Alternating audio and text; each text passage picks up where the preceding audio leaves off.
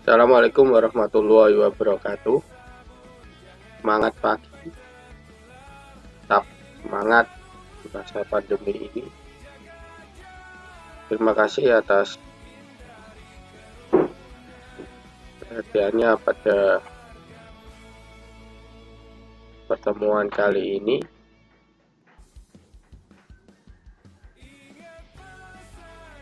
Di kesempatan ini saya akan membagikan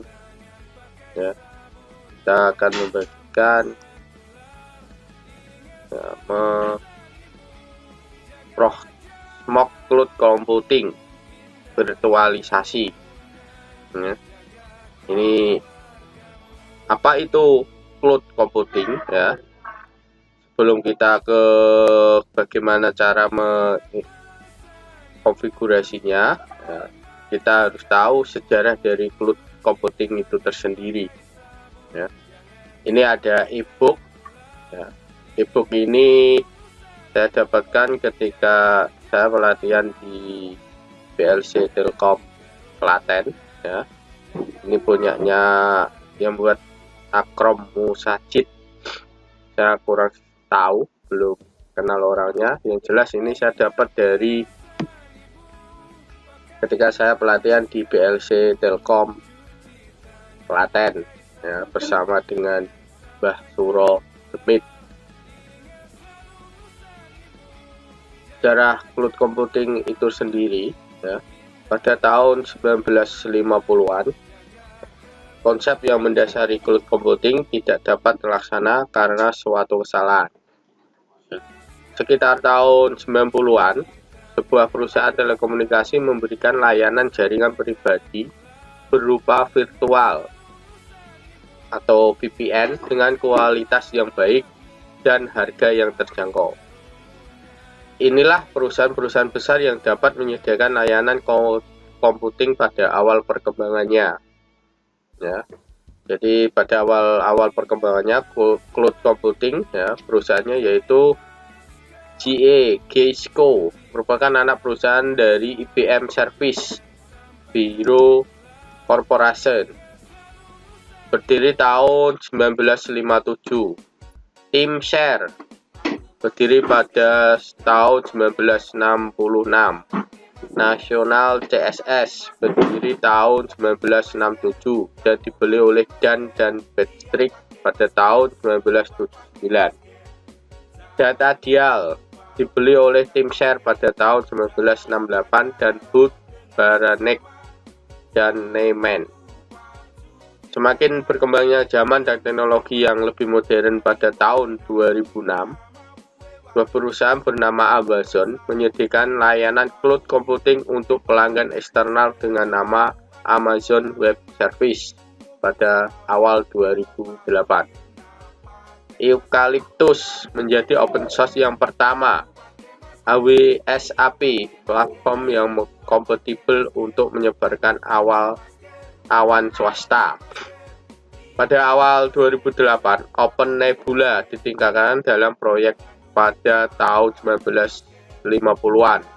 Konsep yang mendasari cloud computing tidak dapat terlaksana karena suatu kesalahan. Sekitar tahun 1990-an, sebuah perusahaan telekomunikasi memberikan layanan jaringan berupa virtual dengan kualitas yang baik dan harga yang terjangkau. Nah, ini nanti bisa dibaca sendiri sejarah cloud computingnya. Ini saya hanya pembukaan saja.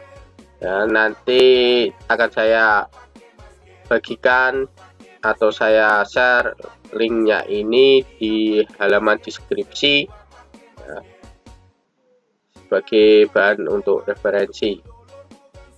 Terus karakteristik cloud computing ya, karena kita tahu sejarahnya seperti apa ya, sejarahnya ini di ebook ini ada, cuma hanya sebagian besar, tapi nanti bisa dicari sendiri di internet ya, via Google atau via apa, silakan di searching sendiri ya, sejarah dari cloud computing dari awal berdirinya sampai tahun sekarang. karakteristik cloud computing. Ya, cloud computing adalah penggabungan antara pemanfaatan teknologi dan pengembangan berbasis internet. Namun menurut kutipan IEEE 2008, internet computing adalah suatu paradigma di mana informasi secara permanen tersimpan pada server di internet dan tersimpan secara sementara di komputer pengguna atau klien, termasuk di dalamnya adalah desktop, komputer tablet, notebook, komputer tembok, handheld, sensor-sensor, monitor, dan lain-lain. Cloud computing dapat dibedakan menjadi 3, yaitu public cloud. Sesuai dengan namanya, public cloud adalah penerapan cloud computing untuk umum. Terus yang kedua, private cloud, bertolak belakang dengan public cloud yang digunakan untuk umum. Private cloud digunakan secara pribadi oleh perusahaan atau pengguna tertentu. Terus yang ketiga, hybrid cloud adalah penggabungan pemanfaatan public cloud dan private cloud oleh pengguna. Sebagai contoh, sebuah perusahaan dapat menempatkan email mereka di public cloud sekaligus di private cloud. Berarti hybrid itu penggabungan antara publik dan privat. 3 konsep dasar dalam cloud computing yaitu infrastruktur as a service, IaaS. Ya, merupakan konsep dasar yang pertama kali muncul.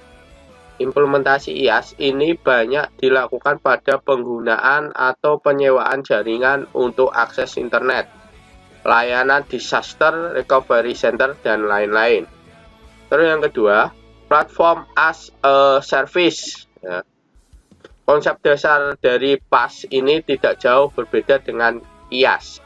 Perbedaannya hanya terletak pada penggunaan saja. PaaS digunakan pada operating system dan infrastruktur pendukungnya.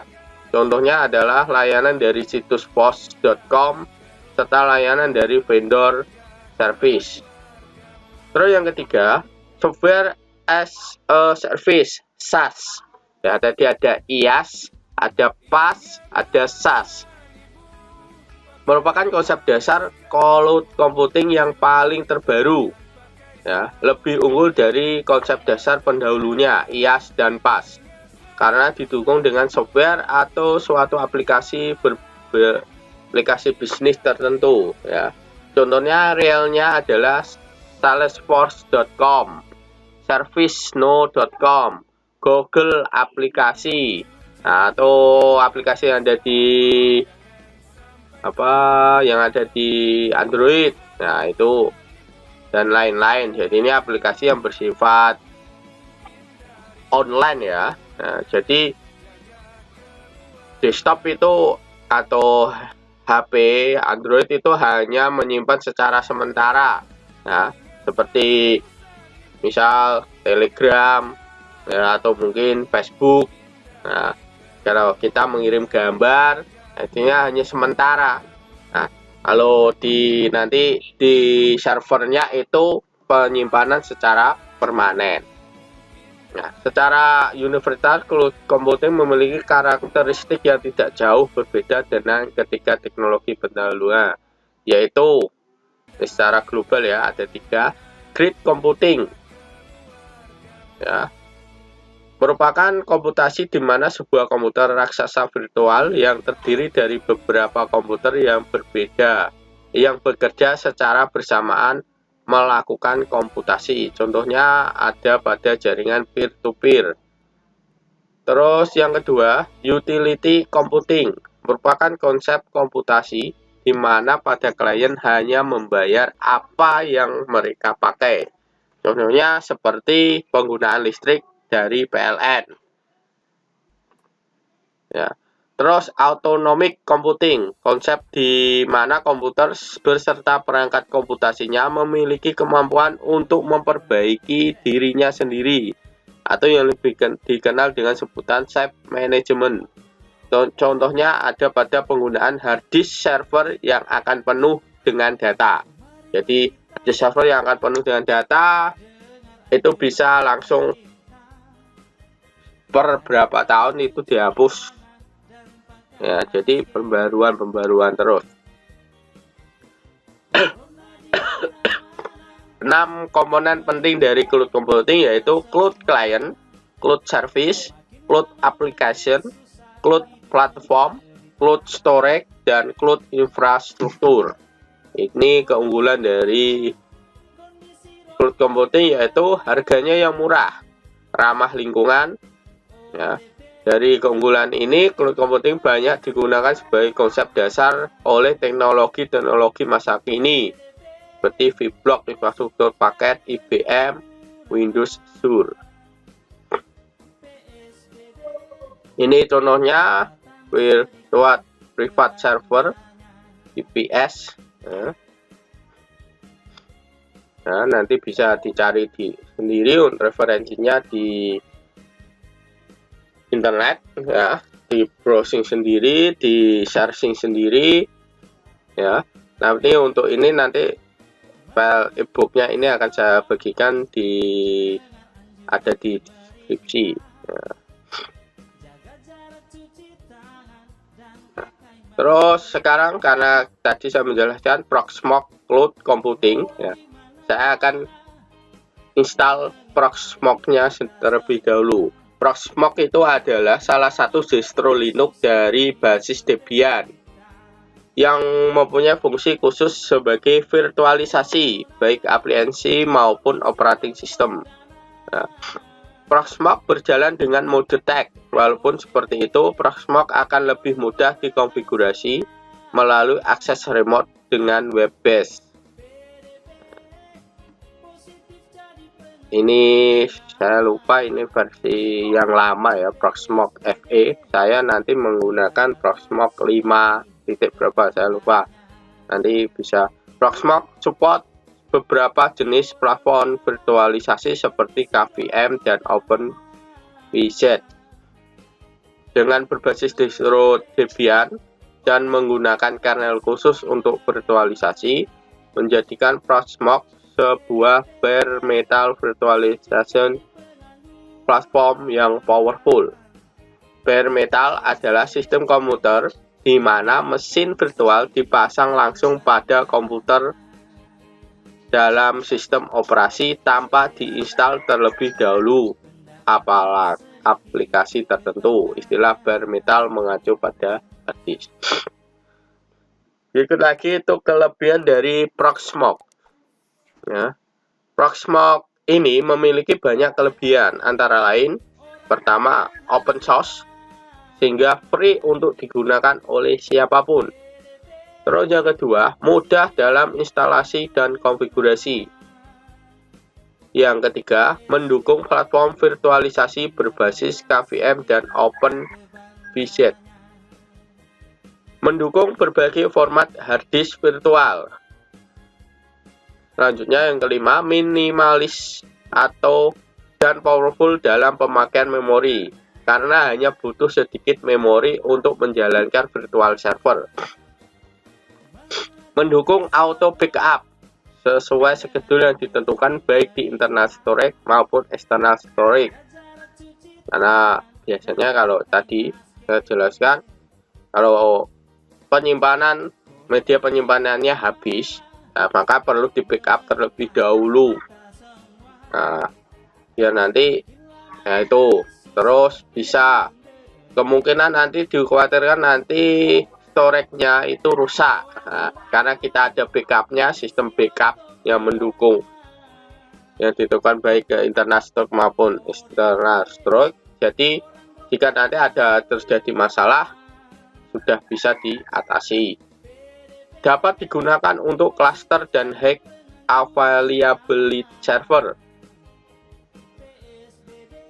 Selanjutnya mendukung banyak model storage.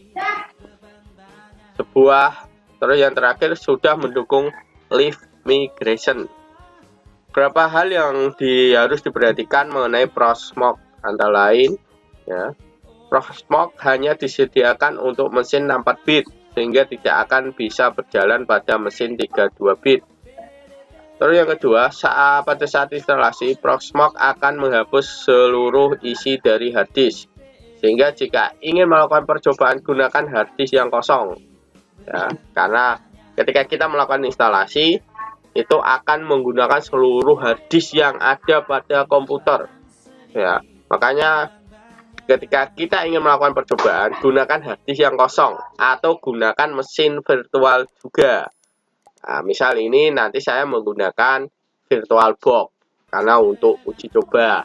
Terus yang ketiga, jika ingin menggunakan KVM, Proxmox membutuhkan motherboard atau CPU yang mendukung teknologi virtualisasi, yaitu Intel FD AMD V. Ya, KVM itu ada nanti di pengaturan BIOS-nya, itu bisa dilihat.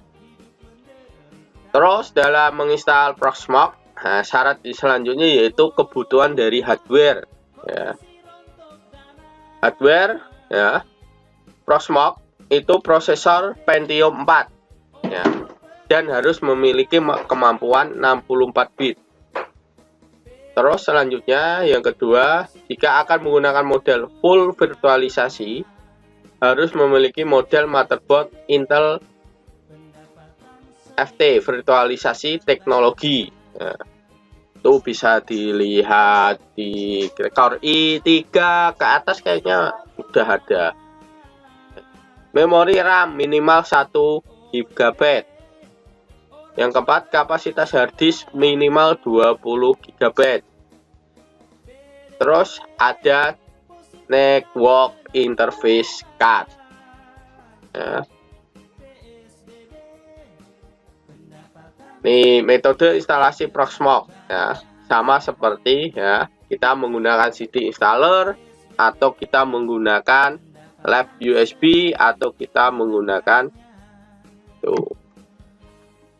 Kita langsung di Cekidot, nanti langkah-langkahnya ini sudah saya akan bagikan video gimana cara install Proxmox, ya, pada VirtualBox Cekidot. Nah, ini biasa ini sudah saya buka Oracle Virtual Machine VirtualBox Manager.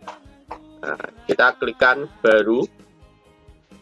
Nah, kita namakan misal apa, Proxmox.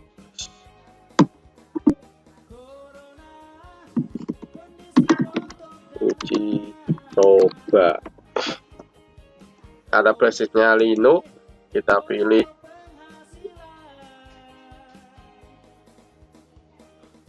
enam 4 bit ya, yang 64 bit aja. Kita pakai Debian boleh, atau biar berbeda dengan ini kita menggunakan bebas. Ini hanya untuk tampilannya aja biar beda. Lanjut, sama ini buat default aja langsung otomatis. Yang kalau saya sarankan biasanya yang hijau ini jangan dihabiskan di sini ya, disisakan sepertiga dari yang warna hijau ini. Buat harddisk virtual sekarang, buat VDI, VHD bebas. Kalau saya VDI aja, dinamik, oke. Buat ini letak foldernya, buat oke. Nah seperti ini, kita atur dulu di jaringannya. Jaringannya kita buat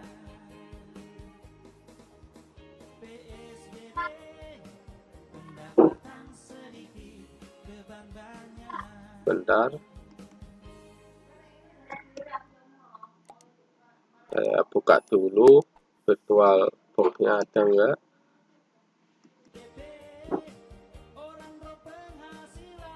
Virtual box host only network, jadi nanti kita masuk yang ini.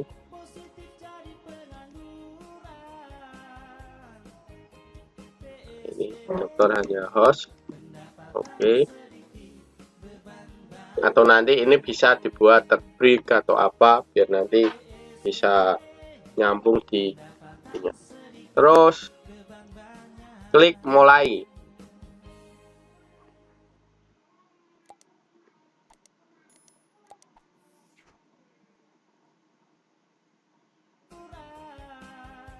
Kita cari letak dari,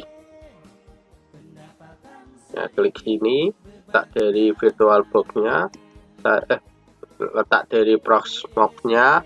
Ini ada FE5.0, berarti ada di local disk E master, local disk E master. Mungkin di sini sudah ada ya? Oh, enggak ada. Local disk E, nah, Proxmox, open, terus klik mulai.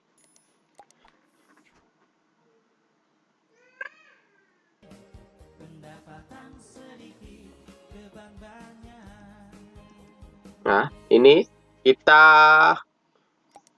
tidak menggunakan mouse, nah, tinggalkan mouse, kita menggunakan keyboard. Nah, kita pilih install Proxmox FE.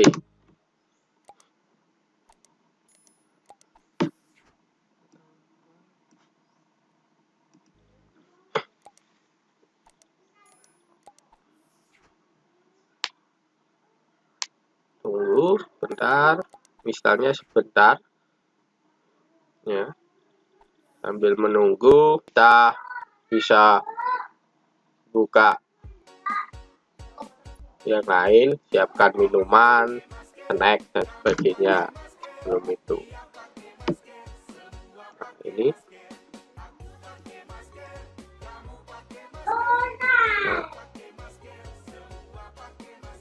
Nah, ini. Ya, cari seperti ini, ya. Kita lanjut. Ini kesepakatan, ya. Dibaca. Kalau paham bahasanya, ya dipahami, karena ini bahasa Inggris. Saya sendiri juga kurang paham. Kalau perlu ditranslate aja ke Google terjemah. Isinya apa? Ini biasanya itu perjanjian, ya. Ini JNU Avero General Public Lisensi, ya. Kita klik I agree, pilih, ya, targetnya. Biasanya kalau harddisknya lebih dari 1 nanti akan keluar 1. Terus next. Ini pilihkan country-nya. Country-nya kita ada di, pilih aja sebentar, Indonesia. Asia, Jakarta. Kita keyboardnya US English. Next. Password, ya, password ini sama, ya, perlu diperhatikan. Nah, kalau perlu catat dulu di catatan kecil, ya, untuk mengingatkan, karena memori manusia itu terbatas, ya, apalagi saya yang suka pelupa. Oke, saya coba misal 1 2 3 4, terus confirm ini sama seperti tadi, 1 2 3 4. Terus emailnya ini boleh email pribadi, saya sampai stop. Terus klikkan next. Oh, password is too short, terlalu pendek, ya. Ini berarti 8 karakter. Nah, kita buat aja semangat pagi, semangat pagi. Coba lagi next. Nah, ya, bisa. Jadi harus lebih 8 karakter. Nah, ini hostname-nya boleh kita menggunakan nama, ya. Misal saya menggunakan seperti ini, boleh. Ini IP dari standarnya. Nah, kalau nanti seperti ini, saya coba saya konekkan dulu. Oke, IP ini, terus IP ini saya coba properties, saya share virtual host only. Oke.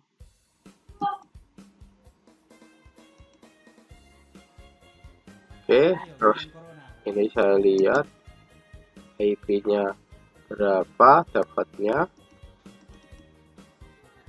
137.1,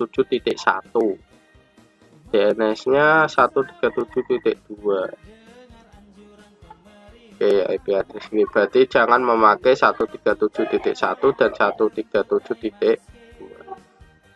Oke, di sini berarti saya menggunakan 192.168.137.3. Netpassnya aja, gateway-nya 192.168.137.1 boleh. Terus DNS-nya 192.168.137.2. Disamakan ini aja. Nah, DNS server. Nah, ini seperti ini ya. DNS ini pakai ini, gateway-nya pakai yang ini yang ini. Oke, terus di next.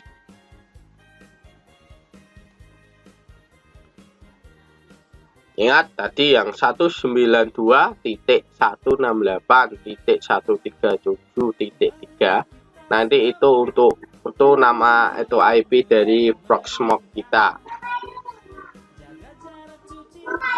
Tunggu sebentar ya.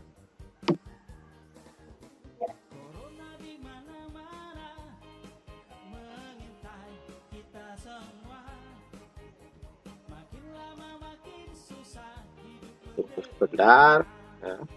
Ingat selalu pakai masker, menjaga jarak, cuci tangan pakai sabun di air yang mengalir ya. Hindari kerumunan, siapkan hand sanitizer. Nah.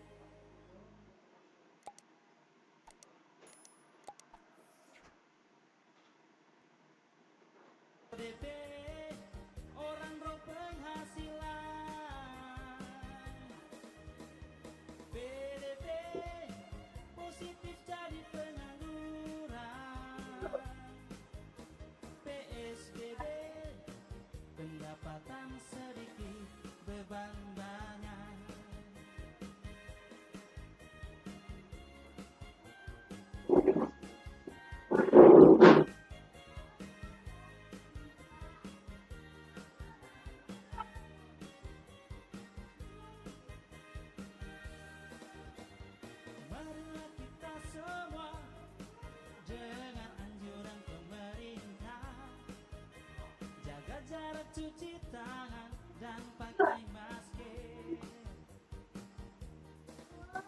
Selalu jaga jarak, memakai masker,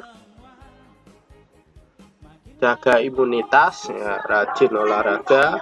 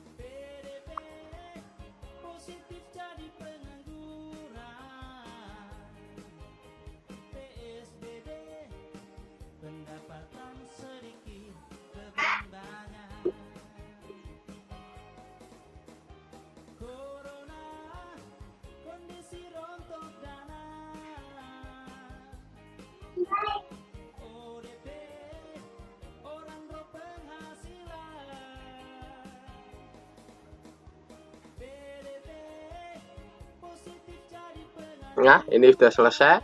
Kita klik reboot.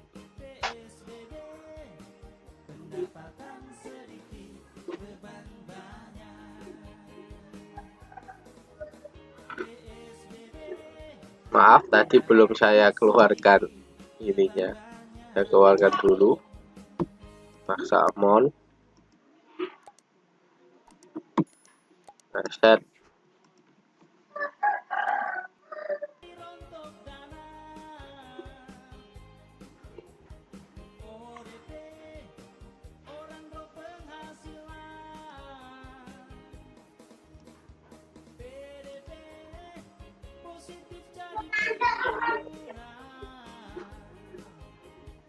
Tunggu, karena ini berbasis teks, jadi tampilannya hanya hitam, putih, merah, hijau, dan hanya ada tulisan.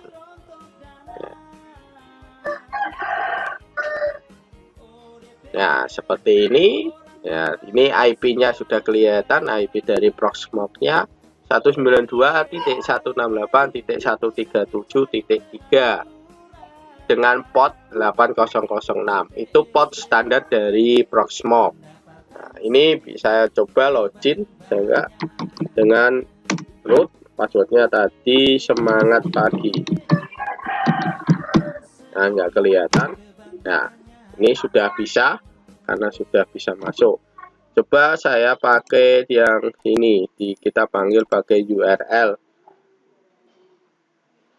URL ini IP-nya ini HTTPS, ya, seperti itu.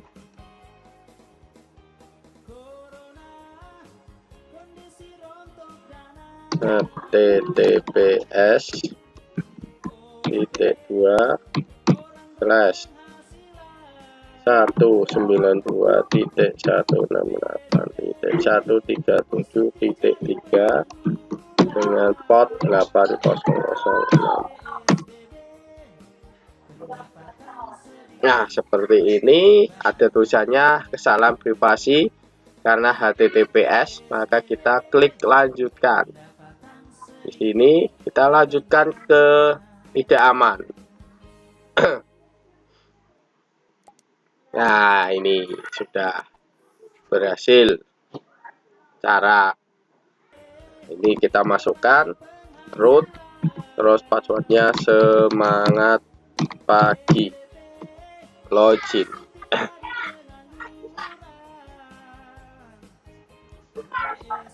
Loh, nggak bisa root semangat pagi. Coba lagi, login pilot.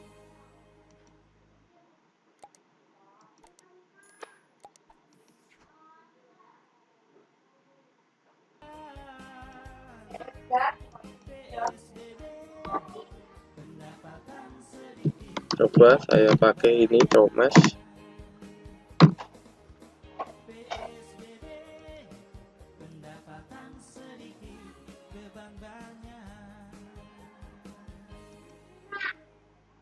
Oh, maaf, saya lupa. Di sini sudah bisa root, terus semangat pagi, root semangat pagi. Nah, bisa. Tadi salah nulisnya ya. Root ya, apa? Username-nya root, passwordnya semangat pagi ya. Di sini ada. Ini mesinnya sudah ada. Nah, seperti ini. Ini kalau tampil kita ini virtual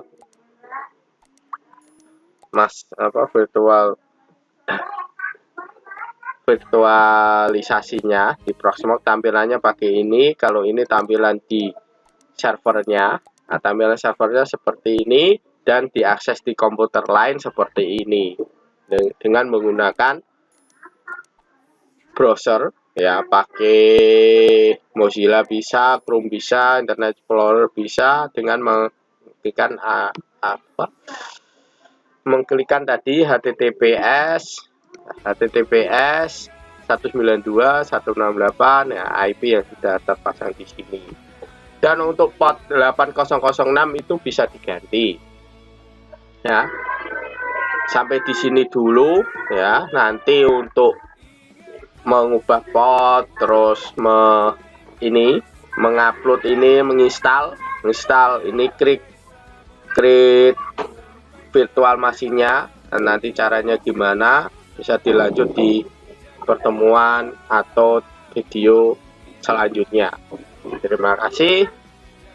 Semoga apa yang didapat pada pertemuan ini bisa bermanfaat ya. Jangan lupa ya subscribe, like ya, dan tekan loncengnya biar nanti ketika ada video yang terbaru bisa mendapatkan informasi yang lebih dahulu.